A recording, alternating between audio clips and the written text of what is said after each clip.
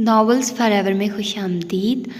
आज का जो हमारा नावल है रक़्स-ए मोहब्बत, उसकी एपिसोड 13वीं मैं पढ़ने जा रही हूँ। और आप लोग जानते ही हैं कि ये तानिया ताहिर का नावल है और आप लोग मुझसे यही शिकायत करते हो कि आप बहुत छोटी एपिसोड देती हैं, बहुत छोटी देती हैं। तो भाई मैं बता चुकी हूँ कि डेली बेसिस पर इतनी ही एपिसोड आती है, तो मैं आप लोगों को दे देती हूँ। सेकंड, मैं आप लोगों को 2 दिन से नहीं दे पाई, जिसके लिए मैं अपोलोजाइज़ करती हूँ। और आज आप लोगों को मैं 2 पार्ट्स प्रोवाइड करूँगी, ठीक है। अभी आप लोग ये सुन लें, थोड़ी देर तक इंशाल्लाह आप लोगों को नेक्स्ट पार्ट भी मिल जाएगा एपिसोड का, ठीक है। तो अगर मैं दोनों एक साथ कर दूँगी तो वो मेरे लिए मुश्किल होगा, मतलब मुझे बाद में भूल जाता है कौन सी एपिसोड है कौन सी नहीं। तो अब ये तरतीब के साथ चल रहा है, मतलब 13वीं एपिसोड ही है और मैं 13वीं एपिसोड आप लोगों को प्रोवाइड करूँगी, ठीक है। तो आप लोग प्लीज़ मुझसे ये मत कहा कीजिए कि मैं आप लोगों को थोड़ी लंबी दे दूँ। लंबी मैं नहीं दे सकती, लेकिन हाँ मैं आप लोगों को अब टाइम पर दिया करूँगी, क्योंकि मैं घर से आई थी, मेरे एग्ज़ाम्स होने वाले थे। फिर एग्ज़ाम्स मतलब अजीब तरह की सूरत हाल हो गई थी। मिड्स अभी होने थे, मतलब जैसे ही रमज़ान में मैं आई, मैं पहला रोज़ा था मेरा और मैं घर से इधर आ गई हॉस्टल।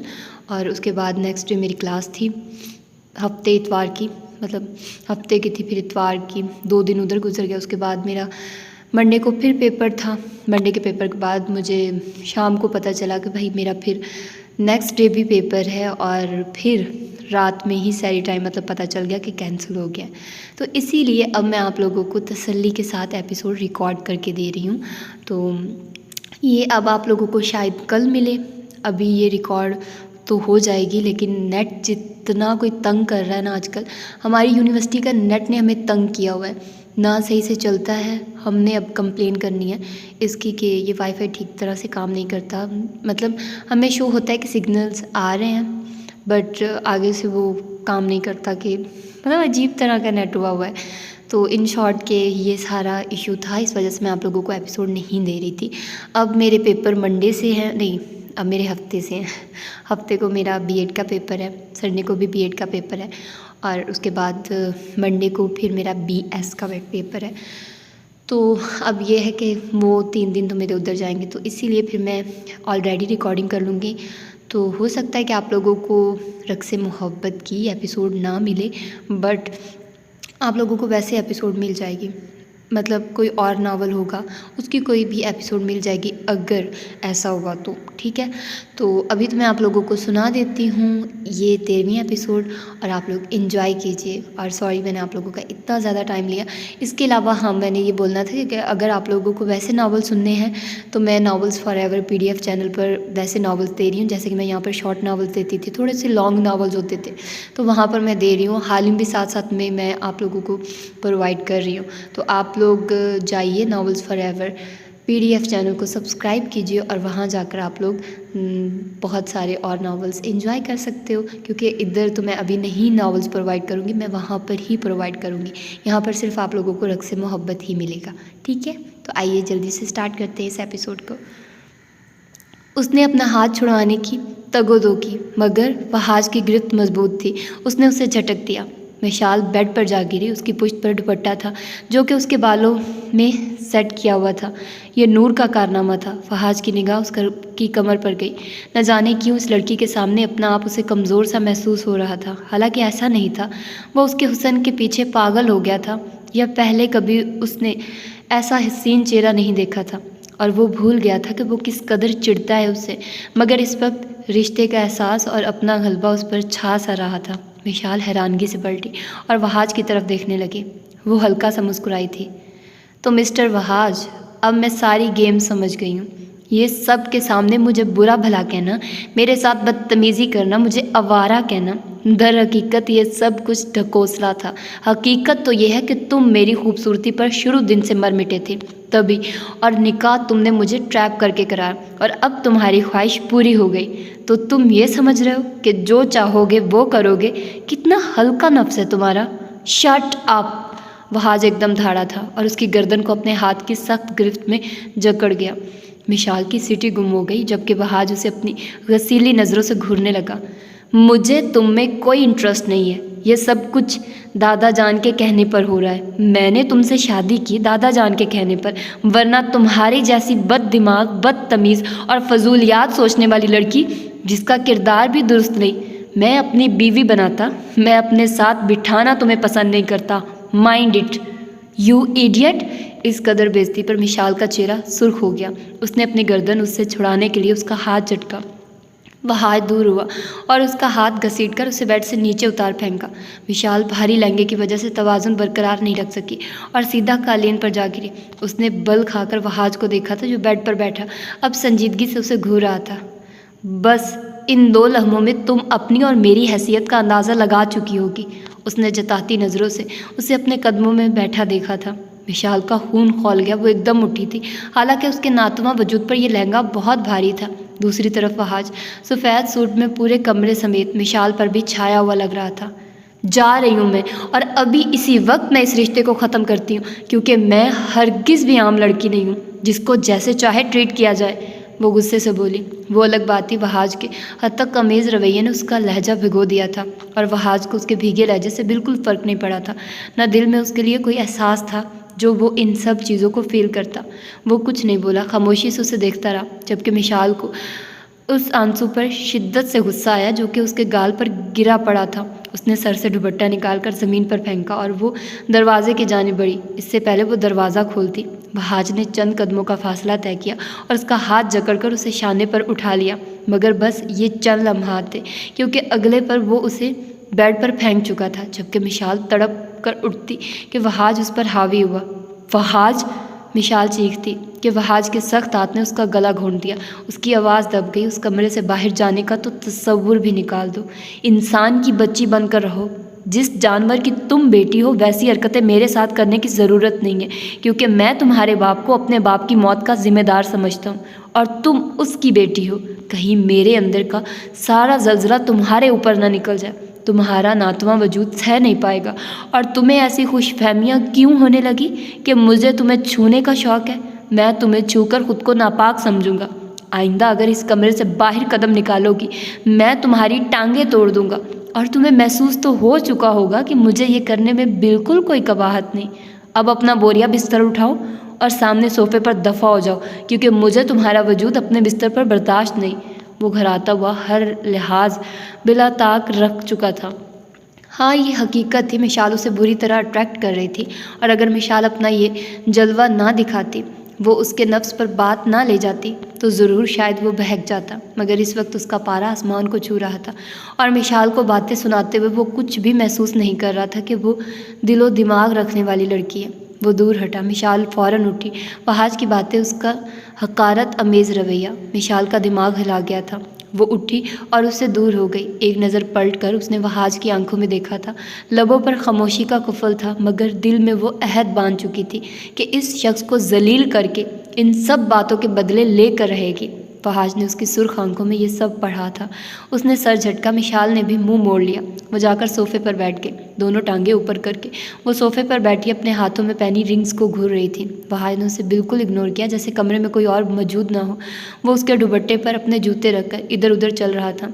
मिशाल की नज़रें अपने दुपट्टे और इसके पाँव पर थी। न जाने वो क्या साबित कर रहा था। उसका दिल इस वक्त फटने को था। सब ने मिलकर उसके साथ धोखा किया था और सरफरिस्त वहाज था उसमें, लेकिन ये तो तय था वो उसके साथ बिल्कुल नहीं रहेगी। अब कैसे और कब उसे यहाँ से जाना था ये वक्त बताता। उसे दिल से सोचना छोड़कर दिमाग से सोचना था। वहाज ने रूम की लाइट्स ऑफ कर दी। मिशाल वैसे ही बैठी थी। वो कंबल सर तक तान कर लेट चुका था, मगर ये भी हकीकत थी वो सो नहीं पा रहा था। बिल्कुल सामने बैठी वो लड़की उसके दिमाग की सारी तवज्जो अपनी जानिब खींचे हुए थी, और चाह कर भी वो उस पर से दिमाग हटा नहीं पा रहा था।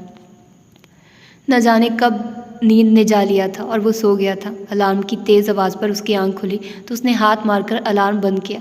ये तो रोज़ की रूटीन थी। वो बालों में हाथ फेरता, कंबल हटाकर उठा तो कदम दुपट्टे पर गए। उसने जैसे सब याद आ गया।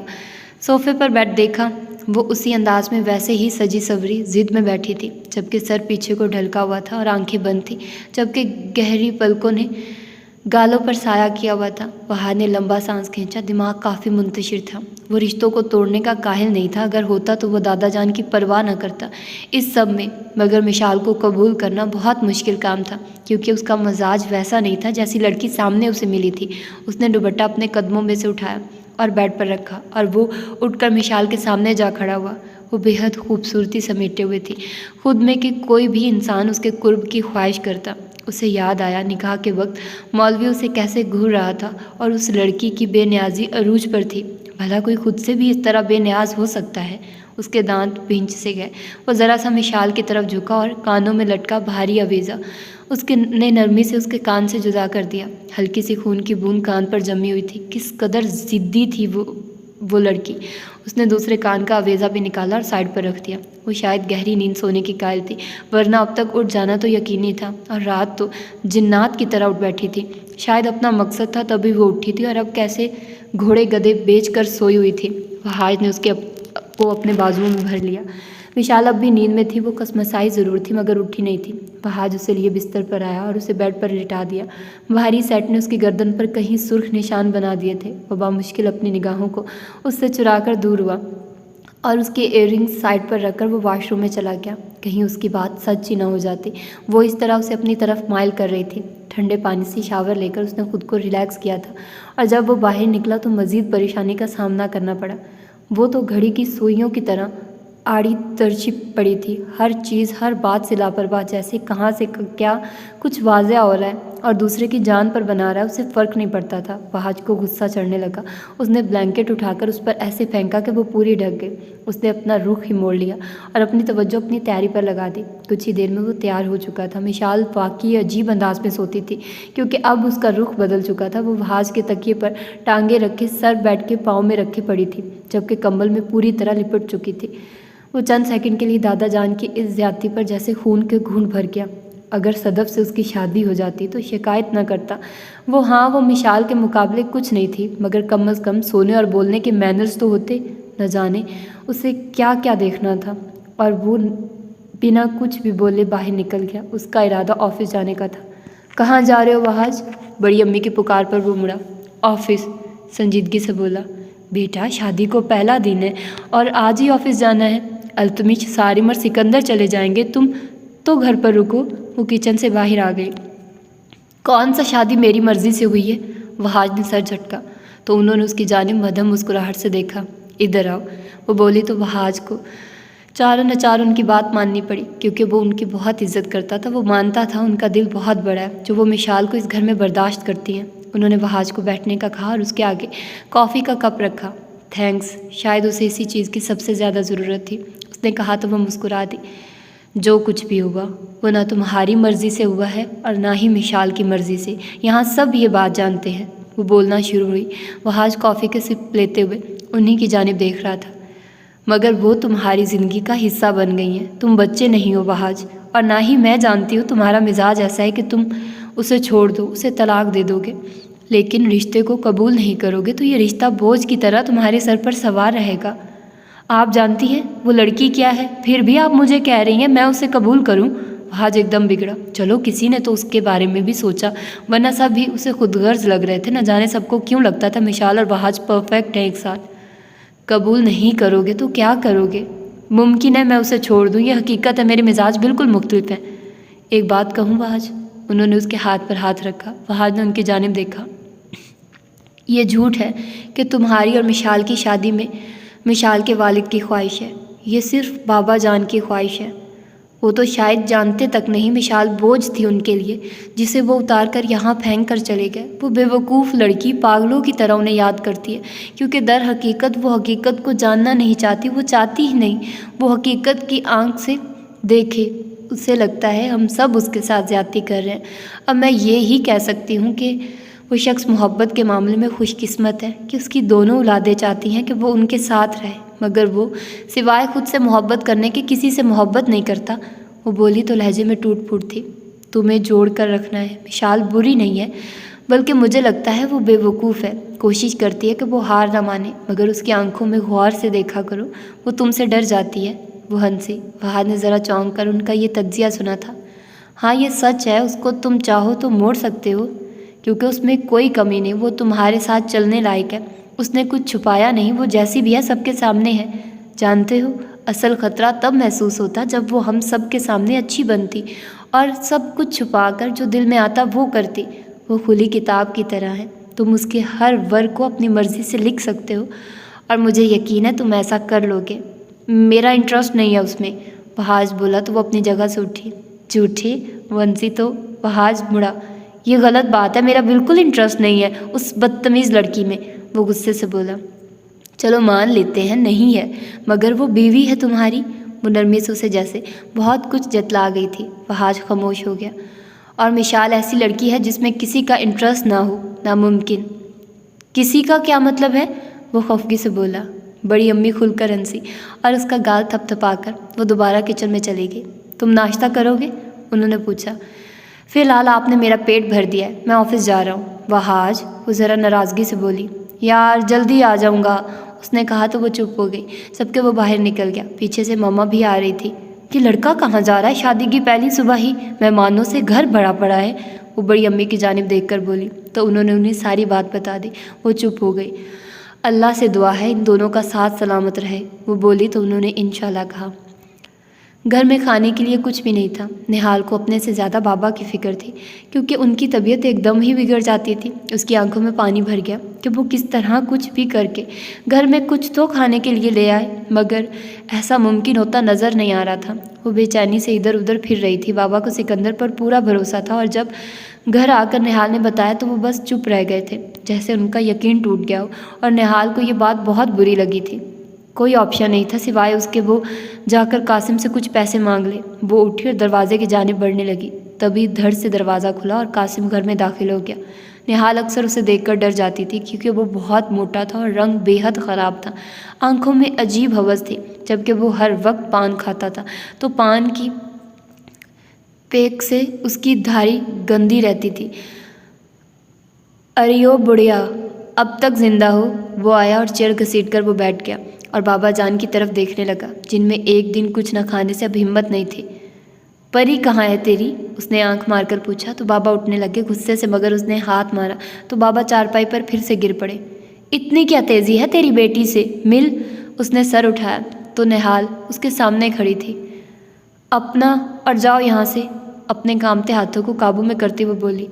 अरे बड़ी ज़बान लग गई, वो बोला और अपनी जगह से उठा। निहाल कमरे में जा, बाबा ने कहा तो निहाल भी खौफजदा हो गई थी। भागकर कमरे में बंद हो गई, जबकि कासिम उसके पीछे लपका, मगर दरवाज़ा बंद था। उसने बहुत कोशिश की मगर दरवाज़ा नहीं खुल सका। वो पलटा और बाबा को मारने लगा। निहाल की जान पर बनाई। बड़ी तेरे अंदर जुर्रत है साले, वो बुरी तरह पीट रहा था। निहाल बाहर बाहर मत निकलना, बाबा कमज़ोर आवाज़ में खुद को बचाते हुए बोले, जबकि निहाल अल्लाह ताला से दुआ गो थी कि वो चला जाए, जबकि आंसू से चेहरा तर था। इतने में कासिम का फ़ोन बजने लगा। वो हटा और फ़ोन सुनता बाबा को घूरता बाहर निकल गया, जबकि निहाल ने फ़ौरन दरवाज़ा खोला और रोती हुई वो बाबा की जानिब दौड़ी। तो ये थी इसकी 13वीं एपिसोड। होप सो कि आप लोगों को पसंद आई होगी। तो अपना ढेर सारा ख्याल रखिएगा, मुझे दुआ में याद रखिएगा। मिलते हैं इंशाल्लाह इसकी अगली एपिसोड में। अल्लाह हाफिज़।